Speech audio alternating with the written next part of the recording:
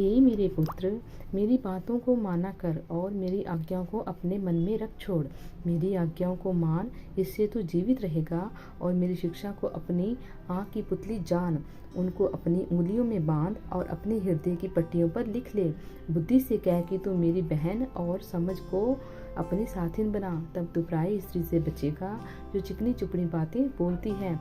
मैंने एक दिन अपने घर की खिड़की से अर्थात अपने झरोखे से झाँका, तब मैंने भोले लोगों में से एक निर्बुद्धि जवान को देखा। वह उस स्त्री के घर के कोने के पास की सड़क पर चला जाता था और उसने उसके घर का मार्ग लिया। उस समय दिन ढल गया और संध्या काल आ गया था, वन रात का घोर अंधकार छा गया था। और उससे एक स्त्री मिली जिसका वेश वेश्या का था और वह बड़ी द्रुत थी। वह शांति रहित और चंचल थी और अपने घर में न ठहरती थी। कभी वह सड़क में, कभी चौकों में पाई जाती थी और एक एक कोने पर वह बाड़ जोती थी। तब उसने उस जवान को पकड़ कर चूमा और निर्लज्जता की चेष्टा करके उससे कहा, मुझे मेल भली चढ़ाने थे और मैंने अपनी मन्नतें आज ही पूरी की हैं। इसी कारण मैं तुझसे भेंट करने को निकली हूँ। मैं तेरे दर्शन की खोजी थी, सो अभी पाया है। मैंने अपने पलंग के बिछौने पर मिस्र के बेल बूटे वाले कपड़े बिछाए हैं।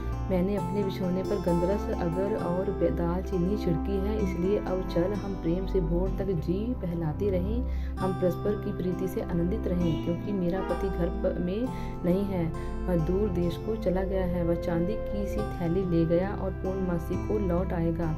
ऐसी ही बातें कह कहकर उसने उसको अपनी प्रबल माया में फंसा लिया और अपनी चिकनी चुपड़ी बातों से उसको अपने वश में कर लिया। वह तुरंत उसके पीछे हो लिया और जैसे बैल कसाई खाने को व जैसे बेड़ी पहने हुए कोई मूड ताड़ना पाने को जाता है, अंत में उस जवान का कलीजा तीर से बेधा जाएगा। वह उस चिड़िया के समान जो फंदे की और वेग से उड़े और ना जानती हो कि उसमें मेरे प्राण जाएंगे। अब हे मेरे पुत्रों, मेरी सुनो और मेरी बातों पर मन लगाओ।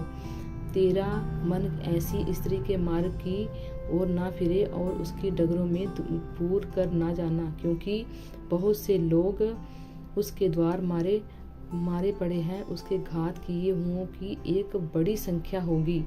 उसका घर अधोलोक का मार्ग है, वह मृत्यु के घर में पहुंचाता है।